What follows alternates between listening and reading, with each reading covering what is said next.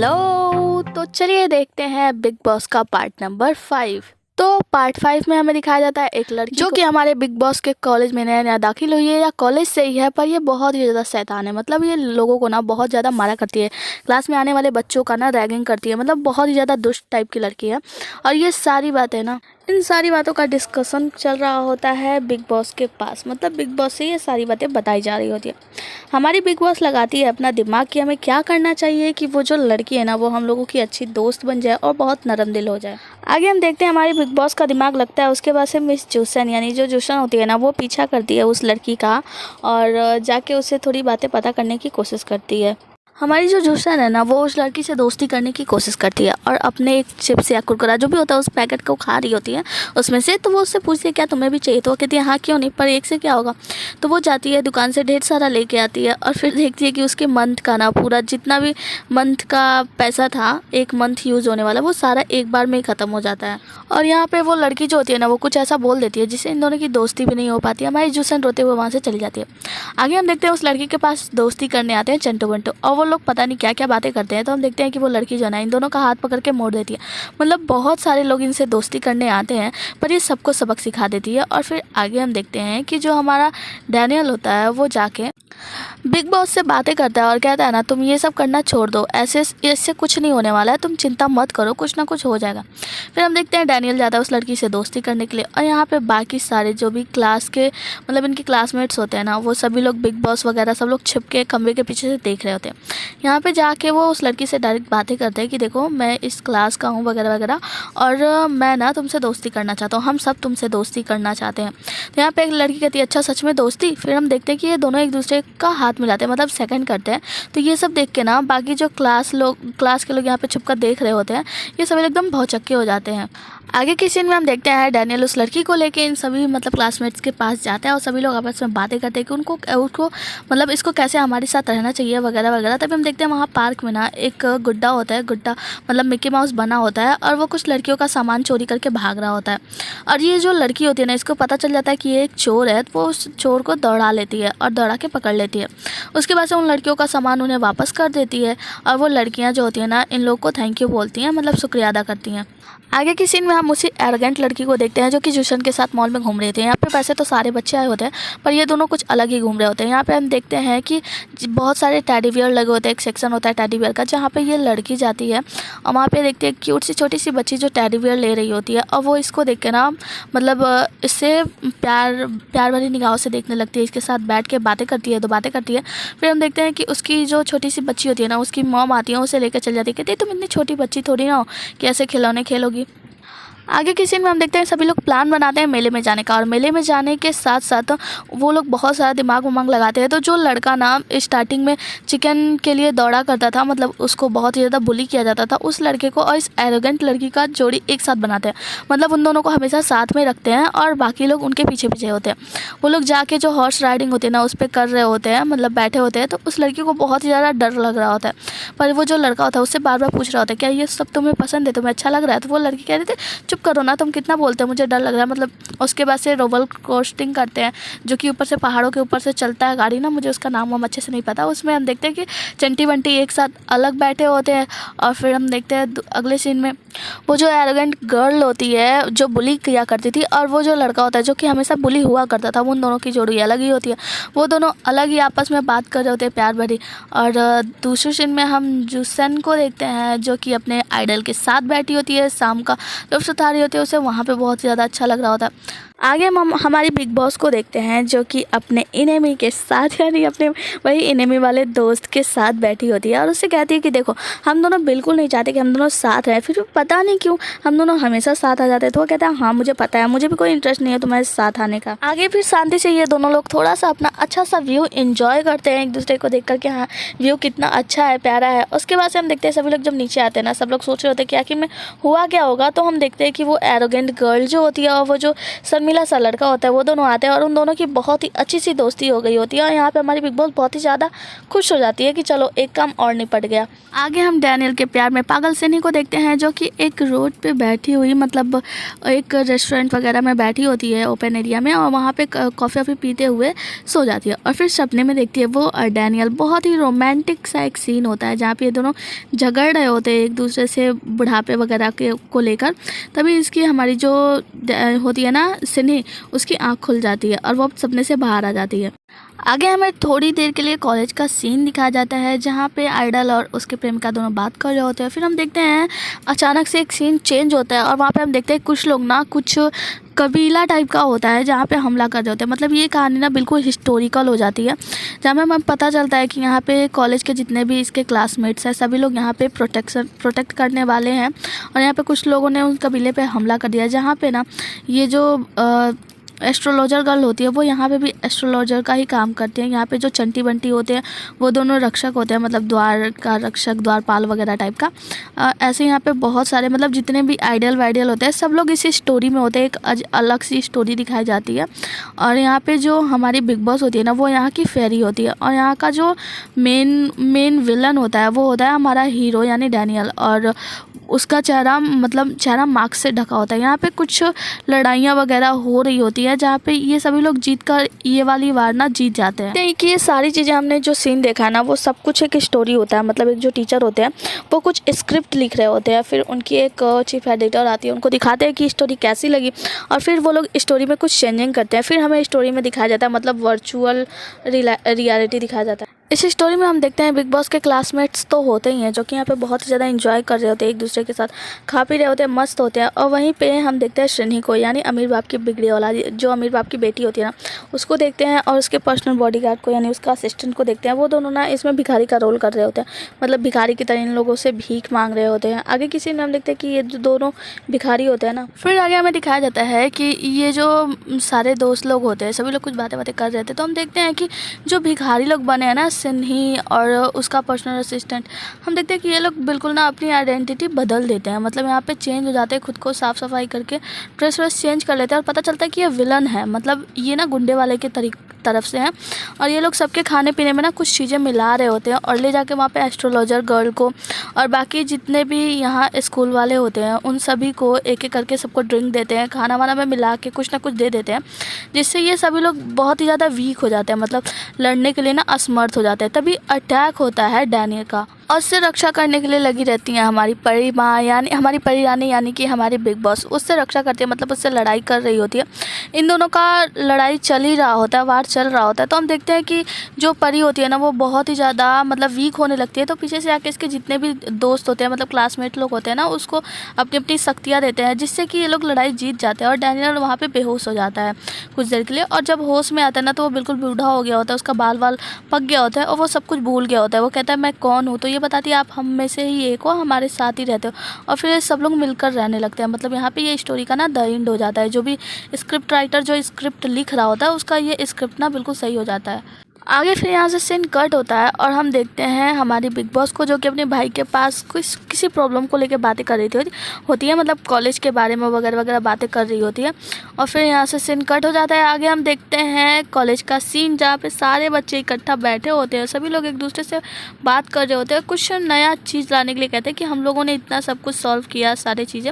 फिर तभी हमें दिखाया जाता है एक लड़के को जो कि गेम खेल रहा होता है और उसके पास में होती है एक छोटे बालों वाली लड़की जो कि उसके साथ साथ होती है, उसको उससे बोलने की कोशिश करती है, पर वो लड़का गेम में इतना ज़्यादा बिजी होता है ना कि उसे इग्नोर कर रहा होता है बार बार कि अरे यार जाओ ना, मैं गेम खेल रहा हूँ तो क्यों परेशान करी हो, ऐसा करके। मतलब वो उसको बिल्कुल ध्यान ही नहीं देता। और ये सारी बातें जब हमारी बिग बॉस को पता चलता है ना तो वो लगाती है उस लड़के की क्लास और वो उससे बहुत ही ज़्यादा प्यार से समझाती है कि देखो भाई इतना ज़्यादा गेम वेम खेलना सही नहीं है। सब लोग एक बार एक करके सभी लोग समझाते हैं कि देखो इतना गेम सही नहीं है, तुम बहुत ही ज़्यादा बिजी रहते हो वगैरह वगैरह वो बताता है। लेकिन वो लड़का मानने को तैयार ही नहीं होता। वो कहता है यार देखो गेम खेलना बहुत ही सही है और ये गेम ना बहुत ही ज़्यादा प्यारा है, तुम चाहो तो हमारे साथ खेल सकते हो, बहुत ज़्यादा अच्छा लगेगा। हमारी बिग बिग बॉस को बहुत ही ज़्यादा गुस्सा आता है। वो क्या कहती है, जो गेम खेलने वाला लड़का होता है ना उसका हाथ ही पकड़ के काट लेती है। मतलब कोई समझाना है तो समझाना, ये कौन सा समझाने का तरीका है। फिर भी वो लड़का मानता नहीं है। यहाँ पे हम देखते हैं कि उस लड़के का मोबाइल अलग साइड में रखवा दिया जाता है, उससे कुछ सवाल जवाब किए जाते हैं, सब लोग सवाल जवाब करते हैं।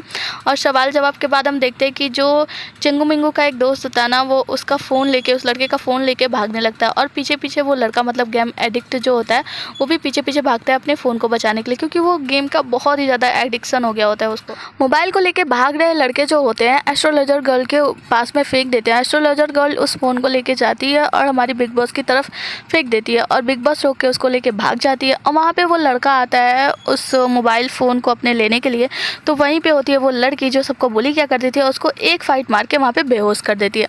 उसके बाद से जब उस लड़के की नींद खुलती है तो यहाँ पे होती है हमारे बिग बॉस और उसके सारे क्लासमेट्स। वो सभी लोग मिलके उस लड़के को समझा रहे होते हैं, पर वो लड़का समझने को तैयार ही नहीं होता। वो कहता है इसमें मेरी कोई गलती है ही नहीं।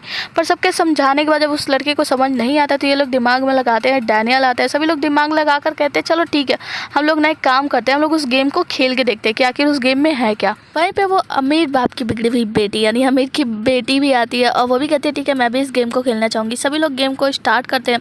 यहाँ पे हम देखते हैं एक मोटी सी आंटी होती है जो कि अंकल टाइप का होता है, और वो सबको पेट से उठाता है, मतलब उठाते ही गिरा देता है। यही सबकी एंट्री होती है, मतलब यहाँ पे सबके गेम में एंट्री हो गई है।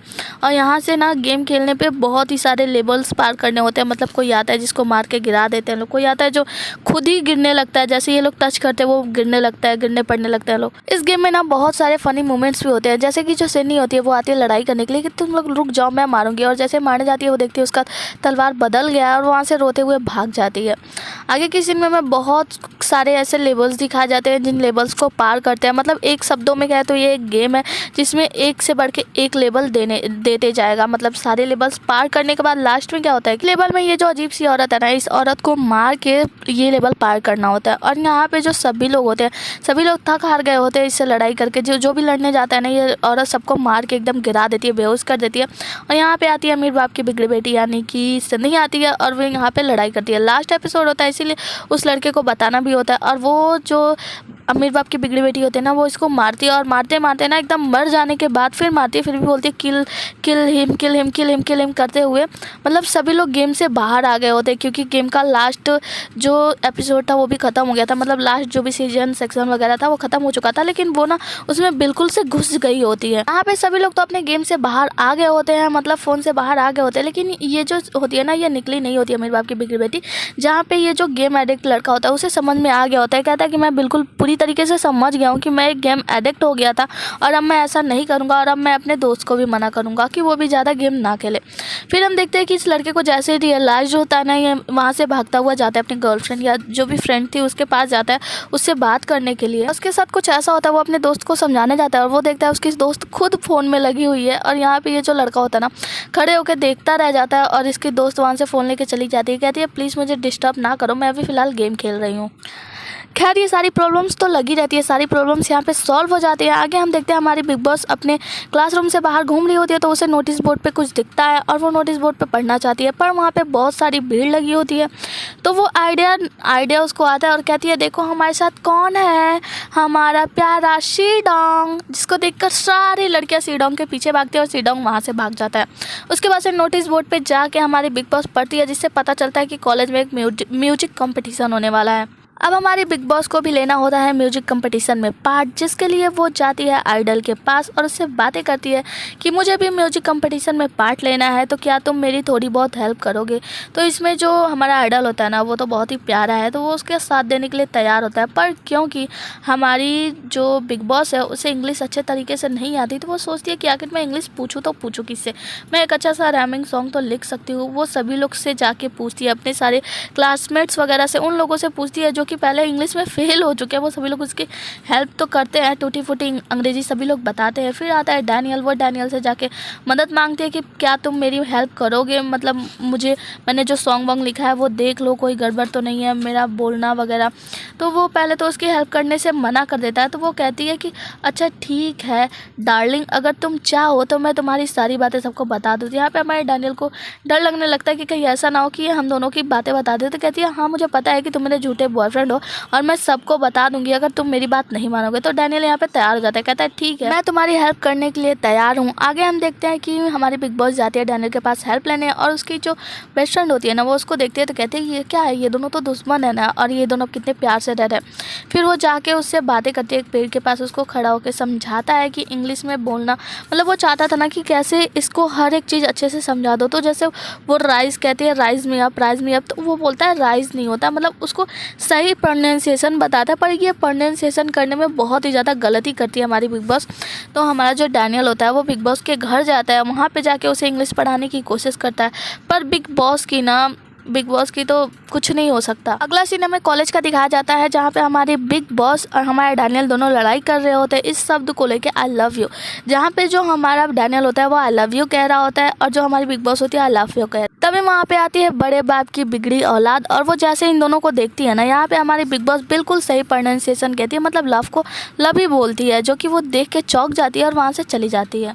वैसे जलन तो बहुत हुई बेचारी को। आगे हम देखते हैं कि जो हमारा डैनियल है ना वो हमारी बिग बॉस से पूछता है कि अच्छा ये बताओ तुमने जो सॉन्ग वगैरह लिखा है उसे जाकर अपने जिसके साथ गाने वाली हो, मतलब जो आइडल है उसके साथ जाकर तुमने प्रैक्टिस किया कि नहीं। तो कहती है कि नहीं। तो वो कहता है अरे यार तुम बुद्धू की बुद्धि रहोगी, उसके साथ जाओ स्टूडियो में गाना गाओ, रिकॉर्ड करो, तभी तो तुम्हारा कुछ अच्छा हो पाएगा।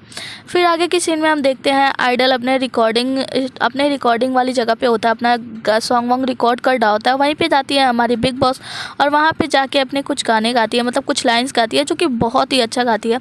और ये सारा चीज़ें देख कर ना डैनियल को भी बहुत ही ज़्यादा अच्छा लग रहा होता है। आगे हम देखते हैं कि म्यूजिक कंपटीशन के लिए बहुत सारे लोग आए होते हैं, जो जजेस के सामने अपने अपने गाने सुना रहे होते हैं।